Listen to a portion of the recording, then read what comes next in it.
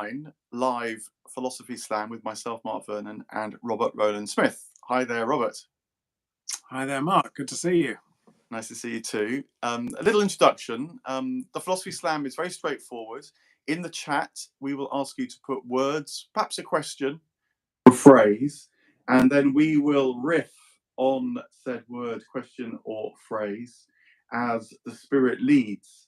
And with luck, we'll be able to offer some variety of insights and thoughts, a diversity of responses, and partly because between ourselves, we bring a fair whack of insight from the Western traditions of philosophy, certainly, but also psychotherapy. I'm a psychotherapist as well as a writer, and Robert, too, has a lot of interest in inner life at an organizational level as well as individually, and has written a lot about modern philosophy.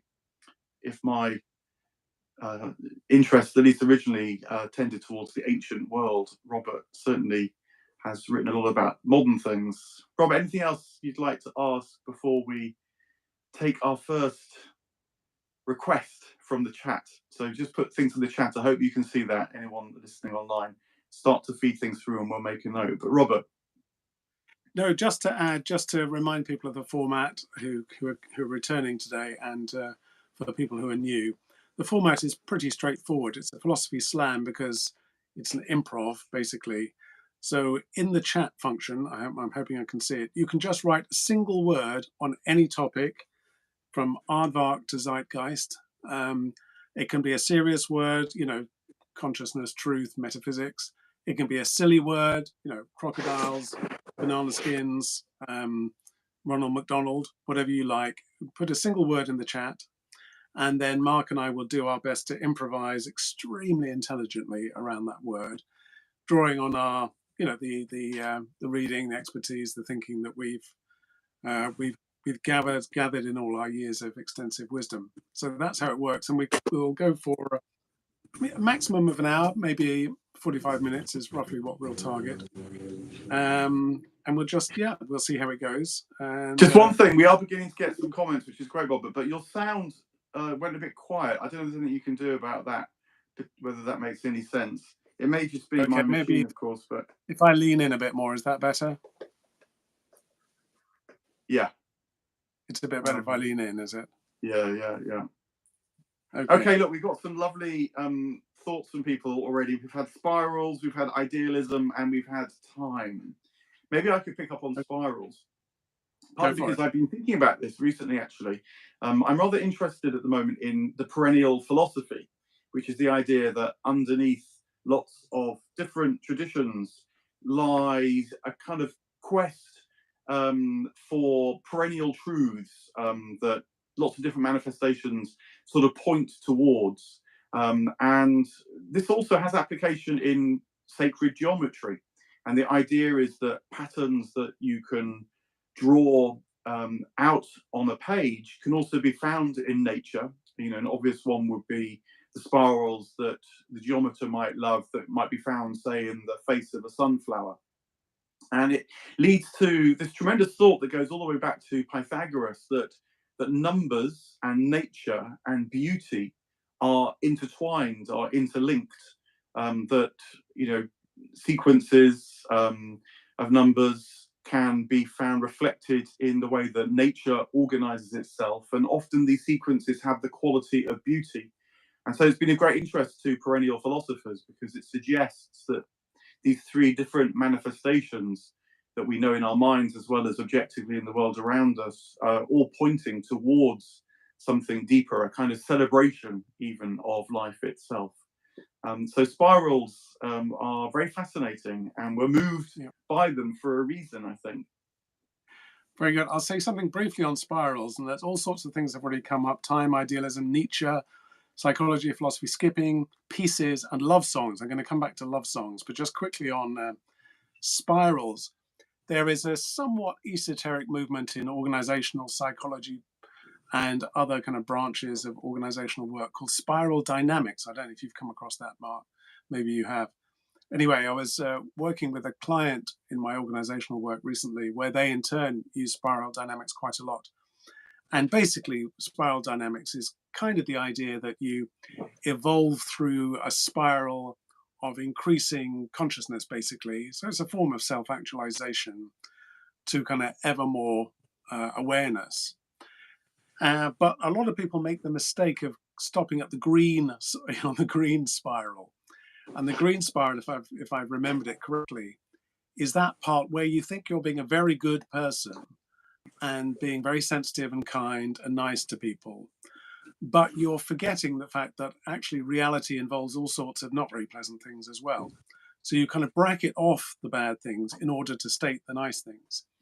And it's quite common, and this may be a horrible thing to say, but the example that came up when I was doing this work that somebody volunteered was volunteering, in charities, that charities are full of green people because you're sort of almost under some compulsion to be nice to one another and sort of excuse poor performance, for example, turning up late and all those things, because the reality that people are sometimes a bit disappointing isn't really one that the charity space allows into itself, because in principle they've just decided to be nice people, basically, and so they end up being green rather than going to the final level. And the color of the final level I can't quite remember, but anyway, so that's my 2 cents worth on spirals. Loads of brilliant things already. Love songs, thank you for putting that in. I was reminded the other day of the myth of Eurydice, or Eurydice, depending on whether you're an Italian medievalist or a Greek scholar. The story of Eurydice is that on the day of her wedding to Orpheus, she is snatched away and taken into the underworld. She treads on a snake and she's taken away, it's usual, by the gods out of jealousy, basically. And then Orpheus begins his descent into the underworld, hence the famous ballet, Orpheus in the Underworld, in order to charm her back through his song. And it's working, except he's under one condition, which is that as he he mustn't look round to check that she's following him as they exit the underworld into the overworld and not the normal world. But of course, he turns around and he ends up losing her forever. It's a tragedy. The point being, however, that love and song are almost the same thing. It's almost a tautology to say love and song at the same time. There's Orpheus, who is considered really the god of song, the god of the lyric, based on the Greek, the lyre, like the harp, was the person who propounded and proposed sort of singing as the very form of love. So it's not an accident. So in a certain sense, love songs aren't just a category of song. Song is love, or love is song, at a certain level, because love requires harmony, actually, apart from anything else. Requires melody, certainly. It requires something mellifluous, sweet, and charming in order to express itself. So yes, we could talk about individual love songs, but I think it's kind of interesting to reflect on the fact that, songs of love are love songs in a very pure way. Yeah, that's very lovely. And it reminds me too of, I wonder whether there's another link, because it seems to me that one of the things that love songs can do is embrace within a single form all the variety of experiences that we have when we love. And of course, that can be very unsettling and disturbing, as in the love song that's about falling in love, as well as the song that is expressing the joy of love and the delights of love. And even there's a kind of darkness which you can find in love songs. The kind of possessive, manipulative, obsessive side of love as well. The song can do that, and of course it can convey it, as you're suggesting, in its form as well as in the words, the tension that you can ramp up in music. It also reminds me, when you were talking, of another kind of love song, which is the nursery rhyme, or the song for putting a child to sleep. They're often very strange songs, in fact, even though they're ostensibly about love in a straightforward way. So if you take, a melody like "Rock My Baby on the Treetop," it continues, "When the wind blows, the cradle will rock. Down will come baby, cradle and all." And there's something in that song and its aggression, even violence, that expresses perhaps the many facets that a parent and mother might feel for their child, which are all actually part of loving the child. But a song is a way of expressing the darker side of that so that it can be held by the overall love, rather than perhaps disowned to return in darker forms at another stage. So there's love songs. Maybe we need love songs in order to love, and as well as songs being informed by our love of life and harmony. Yeah. Well, actually, I want to connect love songs to another theme: skipping. Implausible connection here, but but bear with me. So one of the most famous love songs in poetic form of the 20th century is the love song of J. Alfred Prufrock, which was published in 1917 by T.S. Eliot and was really the poem that kind of put him on the map before The Wasteland. And of course, the title is a joke because love song suggests, Orpheus, but then we get this incredibly prosaic name, J. Alfred Prufrock.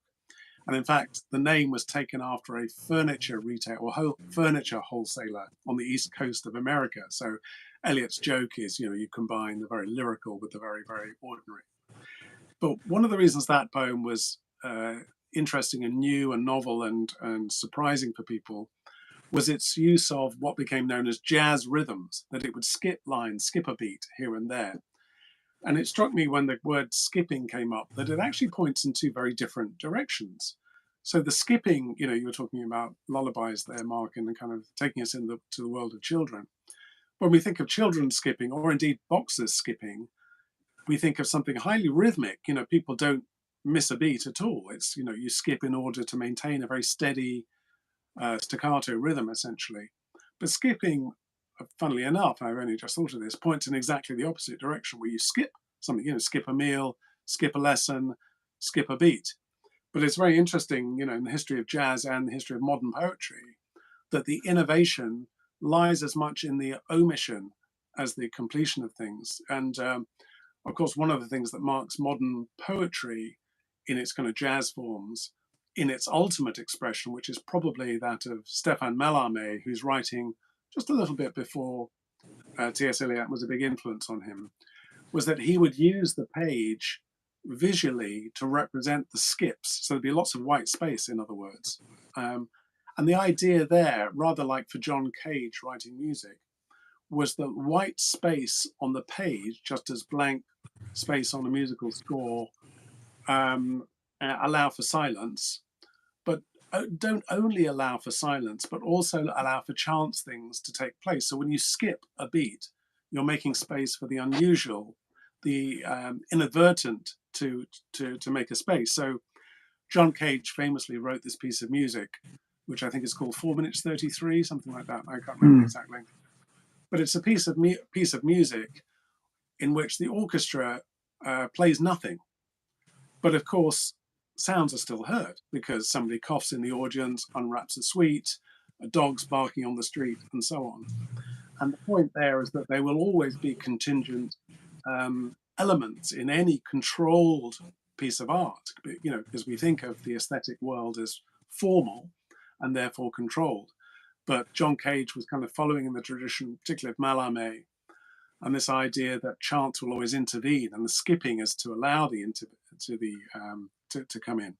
Aren't we missing a step? Yes, exactly, Simon. Yeah, we are missing a step, but there's kind of deliberate missing as well. I mean, the Mallarmé phrase is un coup de dé n'abolira jamais le hasard, and what that means is a throw of the dice will never get rid of chance, which is his playful way of saying, even when you play games of chance, there's always further chance at play, which is kind of bigger than you are. But anyway, that was my connection. Hey, look, welcome to the Philosophy Slam if you're just joining us. And this is part of the joy of the Philosophy Slam. Who knew there was so much to say about skipping?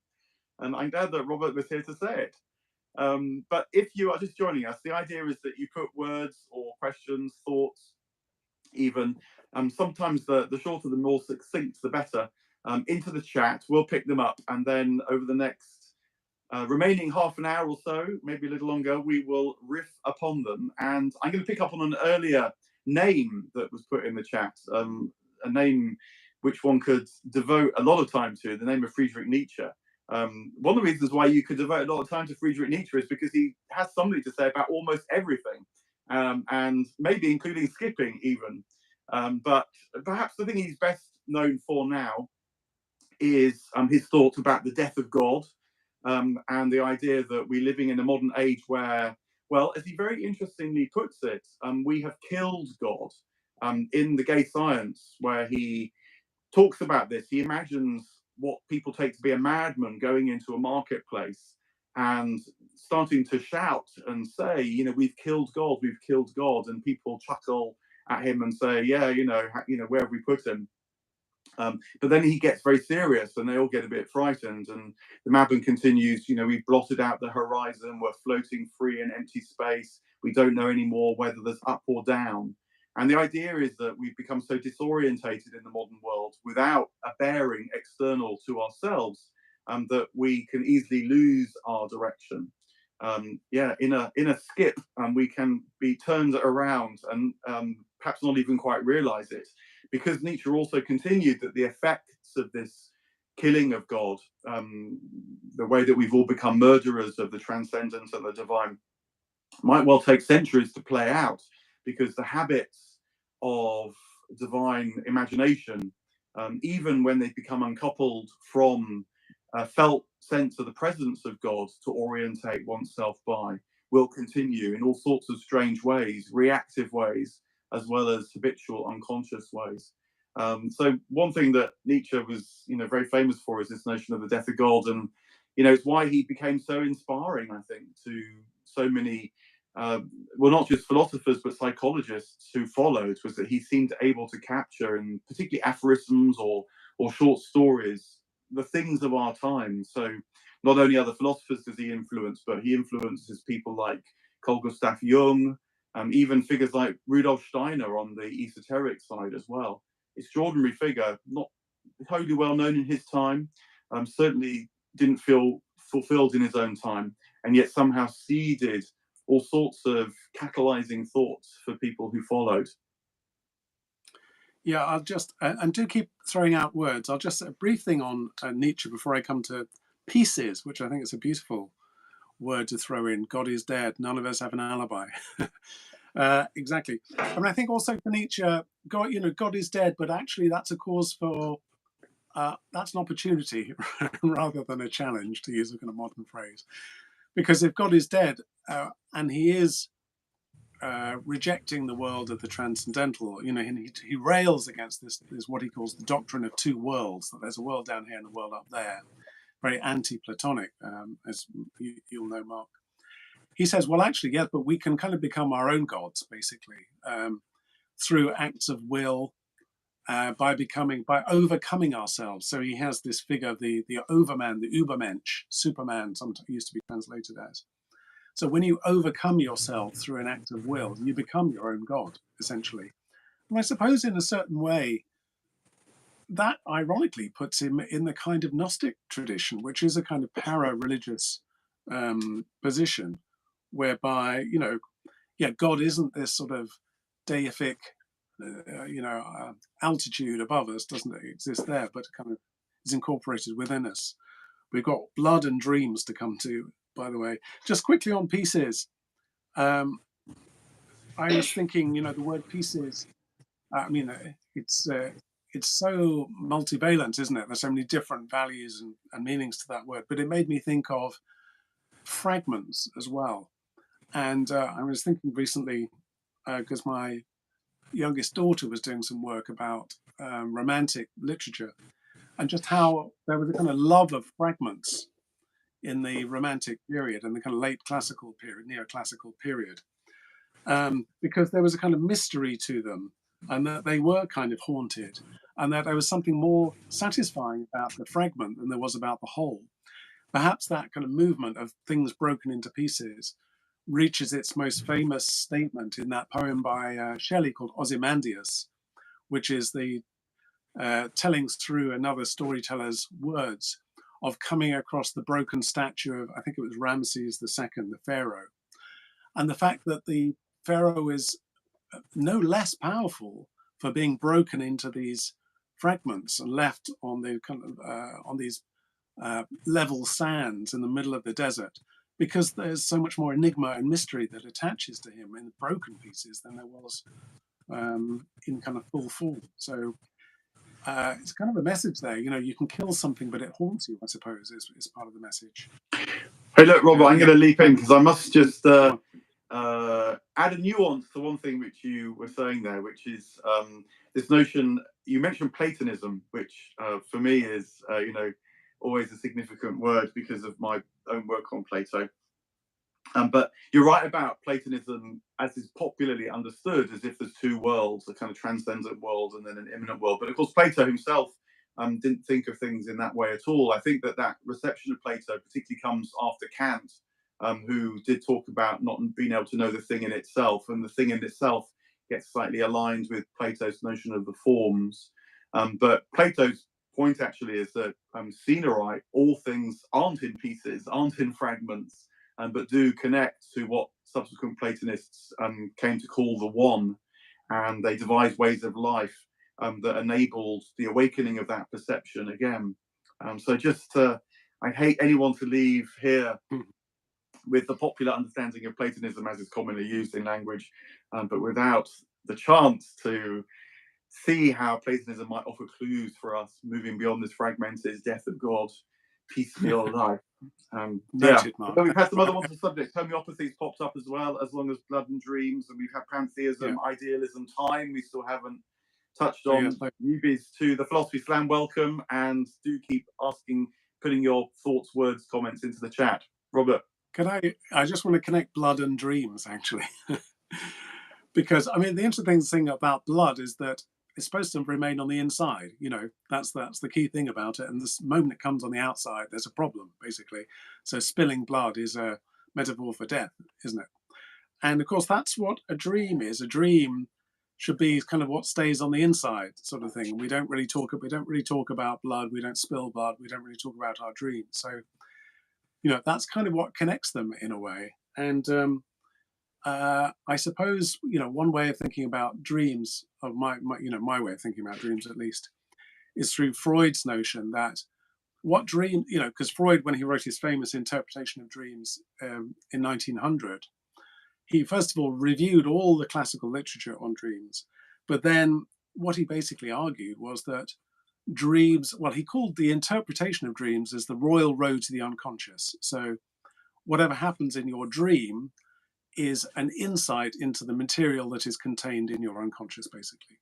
And the material in your unconscious is material that's been repressed because you don't want to let it out, because it's not socially acceptable. It's the sort of psychological equivalent of blood in a way. Simon, should depressives be ignored? Well, yes, they should, but that's not really a Freudian answer.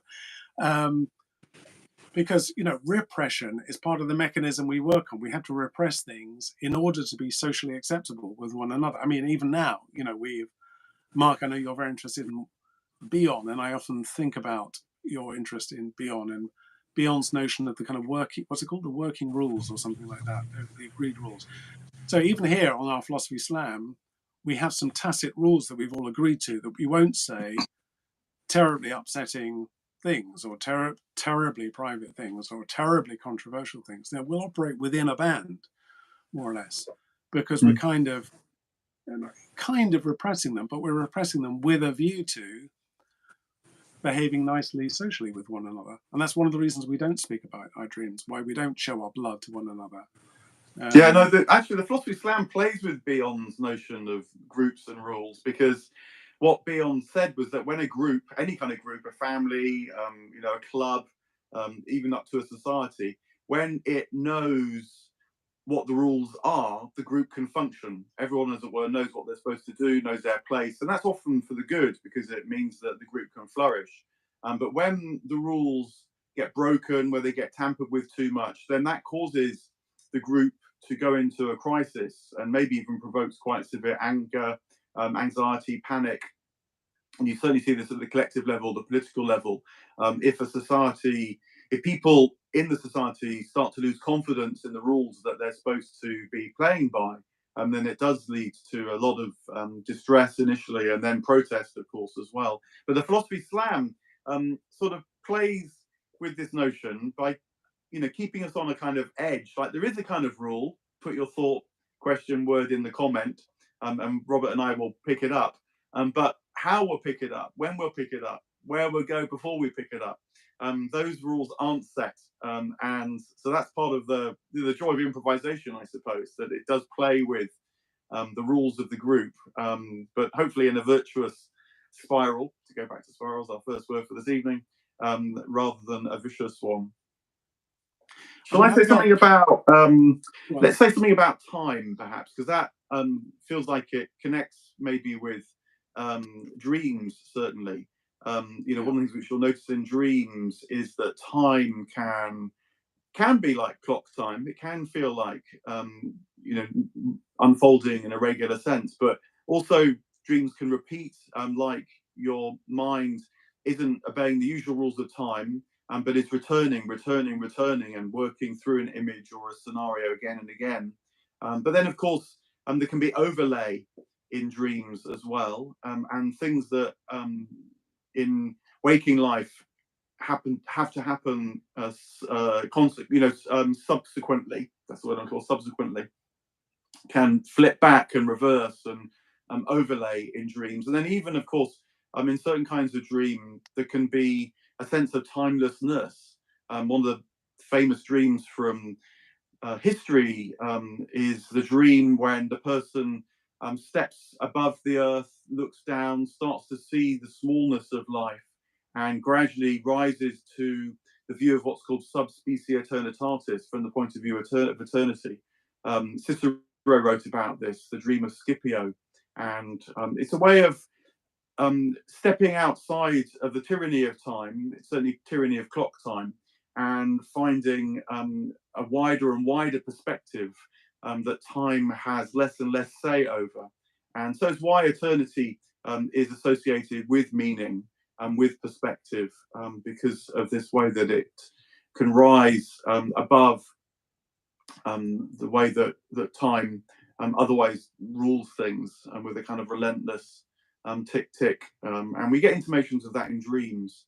Dreams are so good because they give you a direct perception of other experiences of life. And so remembering dreams in the morning, holding them in your mind, not perhaps rushing to interpret them too much even, but just the experience, the felt sense of the dream, can be very illuminating and expansive of life.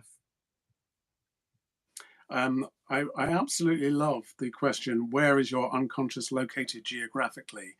So I want to answer that, but I also noticed Proust was just put in there, and just a quick word on Proust, because it's interesting. The word Proust kind of strikes fear into people because Proust stands for the text Proust. So Proust is one of those rare examples where the text and the person are identically referred to. So have you read Proust means have you read À la recherche du temps perdu? That's what it means. And of course, as an academic, it strikes fear into you because as an academic, you're supposed to have read everything. And yet, of course, Proust's work is over 1 million words long, which is, I believe, the longest sort of work of prose fiction that we have, and may have been superseded by now. But I think what's interesting for me about Proust is exactly that it has that word has this sort of cultural power that's accrued to it. You just have to say Proust, and suddenly, if I was a sociologist or an anthropologist, I'd remark on its kind of social value. People say it in order to kind of mark out territory. I remember when I was doing my PhD in Oxford on Derrida, similarly, to say Derrida, it's like, oh, okay, that has a very particular set of associations. I mean, anyone who does Derrida must be, either very pretentious and or very clever or just love French food. Of course, I fell into all those categories, I hope. But where is your unconscious geographically? Now, this is an absolutely brilliant question. I don't know if you remember, Mark, but several years ago, I ran a series of constellations about the body and the soul. And anyway, I was trying to investigate, the soul and where the soul's located. And then I also remember talking to this. Mark and I are both completely mad, as I'm sure you'll all discover, before too long. because although we're both very mainstream in all sorts of ways, we're both very open to very non-mainstream things. One of the very non-mainstream things I'm open to is seeing a trance medium called Master Chow, is a woman who channels a Chinese man. Yes, it's called bananas. Anyway, Master Chow is very clear that your soul exists in your gut, as a kind of tiny atom. So the most abstract, abstruse, refined, ethereal thing lives in the most base, earthy, heaviest, dirtiest part of you, essentially. And I wondered, when you wrote that question in the chat, where's your unconscious geographically, whether we could say something similar, because of course, most people would say, oh, it's in the mind, I mean, vaguely speaking, the conscious is the top bit and the unconscious is the bottom bit, or something like that. We've got a question about Steiner on dreams there, but actually Freud, to speak of Freud at least, moves famously in his career from what he calls a topographic model of the mind to what he calls a dynamic model of the mind. So the topographic model of the mind is a bit like phrenology in those 19th century models of the head that says, memory is here and love is there and hunger is there, or whatever it is, as though there are specific rooms for different functions. And I'm no neuroscientist, but I know little aspects of that today. It says, frontal cortex. But anyway, Freud moved away from that and said, the metaphor I have in mind is that really it's more like a switchboard where lights go on and off. Suddenly there's something a bit more unconscious that lights up, and then there's something a bit more conscious that lights up. And mainly it's conscious stuff. The other metaphor I like, and I'm kind of asking you, Mark, here to talk about morphic resonance. So the idea is that the unconscious doesn't exist in our minds at all, just as memory might not exist in our minds at all. It might exist in some element, ether, whatever we want to call it, that is a medium of transmission that allows for, all those weird things like telepathy and morphic resonance to happen. And for Carl Gustav Jung, who Mark mentioned earlier, is the reservoir really of, unconscious archetypes. I think that's one of the main sources of disagreement really between Freud and Jung. Freud sort of thought of the mind as a box containing its own material, whereas Jung had a much more open version of open field, open source version of it. Sorry, Simon. Yeah, I'll sit closer to the microphone. I think I'm not close enough. Yeah, look, maybe I can pick up on that actually about where dreams are located, because Carl Jung did have a very, very fascinating answer to that, which is that our dreams are located in the world.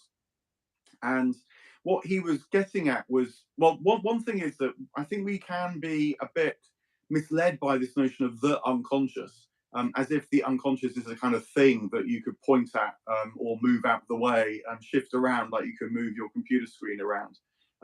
It's really, it's better to sort of think about that which is unconscious to us and that which is conscious to us. And so, what becomes conscious is what the eye of the mind turns itself towards, as if illuminating that which previously had been unconscious. And so partly what Jung's driving at is that it's a bit like when you turn your head and look at something and it appears in your vision. It's not that it was not there before, but it's just that your vision wasn't capturing it. And so he thought that which is unconscious constantly exists, constantly is active and so on. And of course, for Jung, it's not just our oppressed notion as well, it's that which we inherit as evolved creatures. And so it's a deeply distant source of unconscious influences, as well as that which is more immediate in our life. But he even took it a step further with this notion of synchronicity, because what he argues there is that synchronicity is actually the way that everything is connected in the cosmos, because connections of sympathy, of evocation, of various kinds of tie are much, much more basic than what we normally think of as the connections between things being cause and effect. Cause and effect, Jung argues, are actually a special case of this much broader case of synchronicity, where the synchronicity just takes on a mechanical appearance. when you push, something gets shoved. The physicist notion of cause and effect, but the much wider notion of synchronicity is how everything is connected. But of course, many of those connections are unconscious. We're not aware of them. We, particularly in the modern scientific age, become conscious, perhaps almost to exclude other kinds of connection to cause and effect. But just one more thought on this, that when you think about it, of course, cause and effect must have many other factors that are bearing influence upon the cause and effect connection in order for it to work. So, for example, cause and effect is itself a law. If you apply a force, then something happens to that which the force is applied. But the law is operative there too, although you don't sort of think of the law being present in the push and pull of cause and effect, but it is. And the law, therefore, is capturing the relationship that's mechanical in this effect, but which is itself present and so has a synchronous presence to the mechanical movement. It's got to be active. The law's got to be, working, if you like, in order for the mechanical cause and effect to take place. So Jung really expands these things. Synchronicity is a much wider influence on things in the cosmos. He thought it's a fundamental influence, but what we become conscious of, therefore, in a synchronicity is what we take to be evident, and certain kind of cultures will become conscious of things more than other things, and it also leads to the way that sometimes something can happen in the narrower sense of which we call synchronous. It sort of leaps out at us and we're not quite sure how could that have happened, and that seemed like a wild coincidence, yet somehow replete with meaning. Jung explained that as just saying, well, that's just something which we're unconscious of making itself manifest. It was there all along, but it's burst through into our conscious awareness, partly because of what a culture particularly, but individuals too, can lose touch with, just become unconscious of. So this strange answer to the question is that the unconscious is everywhere, because it is everywhere. And we're only conscious of things insofar as we can pay attention to them. That's, yeah, lovely. I love that, Mark. And just to say, we're into our last sort of 10 minutes or so now, and I was about to say, it's okay to have some more light-hearted words in the chat as well, because we've had some pretty serious ones, homeopathy, pantheism, idealism, time, psychology, philosophy, and so on. I don't want to miss Popper. I need to say something about Karl Popper. Okay, just hold your horses. I just want to say something about Chicken Kiev, as it used to be known before, of course, the Ukraine invasion, whereas now we've learned all to say Kiev, although probably not Chicken Kiev.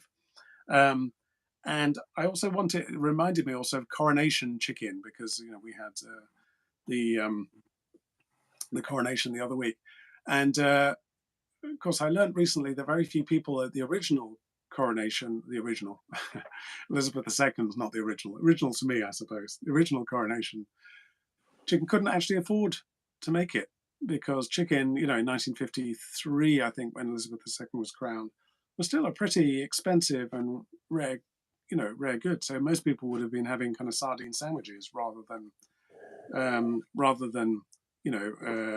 full kind of coronation chicken.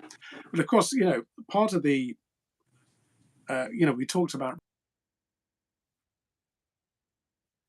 I see the word Chicken Kiev and I feel suddenly awkward, in a way I wouldn't have done, 18 months ago. Then it would have been, we would have talked about stuffed foods, for example. I might have talked about French tradition, Escoffier, the famous French cook of the 18th century, known for kind of perfecting sauces for which the French became so well known, featuring particularly butter, particularly lots of wine, and of course, and garlic. So Chicken Kiev is interesting because it's sort of displaced from the French tradition of cookery, something very rich, which manages to contain, like blood, the sauce on the inside. So the kind of surprise of Chicken Kiev is that it's sort of like maybe with a kind of tragic irony, it's like a sort of spilling of the innards that should remain on the inside. But of course, very, very difficult for us to mention that now, and conscious now of all of the boundaries around the word Kiev, the fact we learn to say Kiev now rather than Kiev because presumably that it's inaccurate to say Kiev. Maybe there's something colonial in saying Kiev, and so on. But it's it's even the food itself, I would imagine, is becoming as contested as some of the land. Designed by the French. There you go. French 19th Hotel Kiev in Moscow. Simon, thank you for that. If that was you or Mr. Google, but there you go. My instincts is it being a French very origin. Good. Thanks for that. That's good. Yeah. Hey, just to say something about Karl Popper. He was put in the chat, and actually, maybe I should reach right behind me. I can't immediately see it. Oh yes, here we are. If you want to learn about Karl Popper and his final conclusions on things, you need to read Unended Quest, which is his sort of autobiographical discussion of a lot of his thoughts. And he corrects something in that book, which I wish was more widely known. So now that we're on a Philosophy Slam live, this is my chance to broadcast it to the world. Because Popper's, amongst other things, is famous for his book, The Open Society and Its Enemies. And one of the key enemies early on in that book is the figure of Plato. Again, this is another corrective for Plato from me this evening.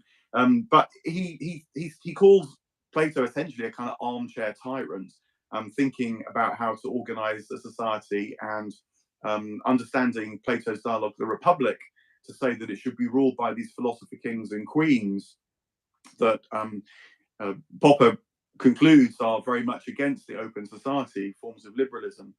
But in Unended Quest, his thoughts about his life later on, he says that when he wrote The Open Society and Its Enemies, it was during the Second World War, and he was in New Zealand, and he didn't have access to libraries, and he even didn't have access to much Plato, just a translation they happened to have with him, so not the original Greek either.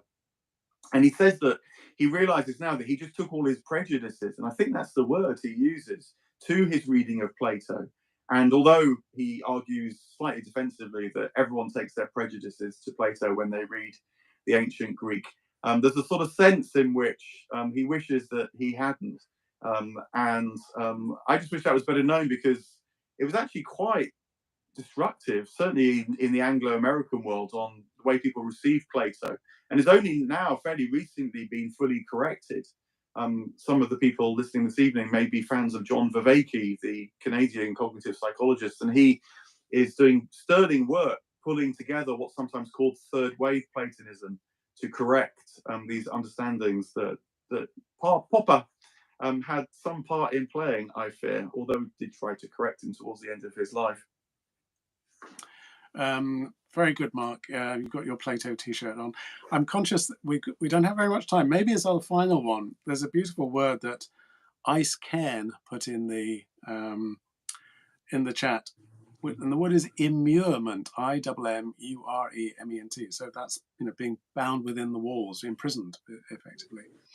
And it reminded me because I went to the Tower of London a few weeks ago to look around. I haven't looked around it since I was a child, going on a school trip probably. But it made me think about the fact that we have a body, all sorts of problems derive from the fact that we have a body. And one of them is that it can be locked up. If we didn't have a body, we wouldn't be able to be tracked down, so when we go on the run, if we've done something terrible and need to be locked up, the trouble is we can't disappear. We can only disappear with our body. We have to take our body with us wherever we go. The closest we can come is, of course, to have an invisibility cape. But of course, the body is still there, and it's still extraordinary that punishment. Maybe this is a thought in a way that comes ultimately from Michel Foucault, that there is no punishment without the body being involved in some way. And yes, of course, we can talk about psychological torture and all the rest of it. But the body is involved, is the thing that is immured, whether it's somebody in the Tower of London or elsewhere. The other side of it, of course, is that, yes, the body means that we can be found in the sense of detected, but having a body also means we can be rescued. It means we are available for other people. We can be located. We talked about where is the unconscious located. We can only ever be somewhere. We must be somewhere. I'm conscious of the dreadful news about sort of finding Madeleine McCann today. You know, it must be somewhere. You know, so we're never not somewhere in some way. The idea of complete loss or absence is a difficult one for us. Hey, look, let me just pick up on another word that popped up earlier. So try not to lose the fragments, the pieces, as we skip around and move in spirals across these ideas from our philosophy slam this evening and begin to draw to a close. So, and that's the word homeopathy. And I can speak to this partly because I'm actually using a homeopathic remedy right now, not on myself, in fact, but on the foxes in our garden. We've got foxes in our garden. They've got 4 very cute cubs, but the adults have got this awful mange. And when I was Googling around to see whether I could do anything to help them, the most common response, actually, which is sort of recommended, turns out to be a homeopathic response, sort of medicine that you can put on, particularly bread and jam. Foxes love sweet things, I have learned. And the idea is that it cures the mange. Now, there's, of course, huge debate about this. I guess the people who send out the little bottles of homeopathic remedy are sure that that's what's doing the trick. Others are saying, no, it's just the fact that the foxes are getting a good sugar rush a couple of times a day that puts off the bugs that cause the mange.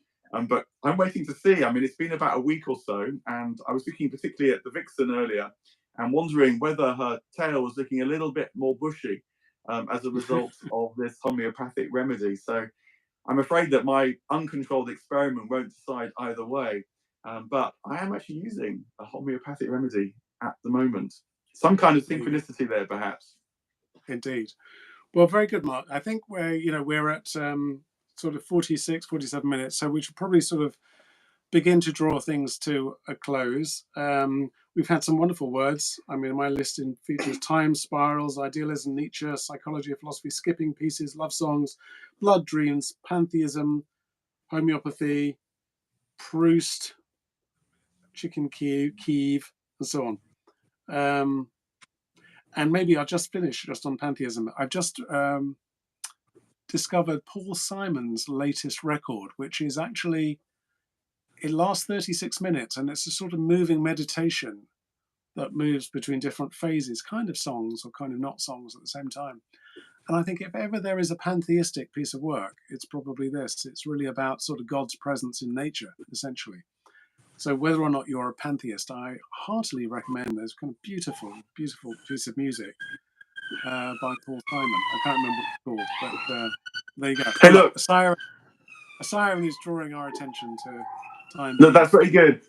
If you loved the Philosophy Slam, then watch out. We will do more slams online live from my YouTube channel, and that's Plato's podcasts. You can see how much I love Plato. And but we also do them live. So look at philosophyslam.net, the website, for more details about that. But Robert, it's been a fun 45, 50 minutes. Thanks again. I didn't have any idea what we were going to talk about, but we certainly have. See you again. See you again. Thank you, everybody, for participating. See you again. Yeah, well-timed siren indeed. Yeah. Thank you very much indeed. Thank you, everybody. See you again online or in person soon. Cheers.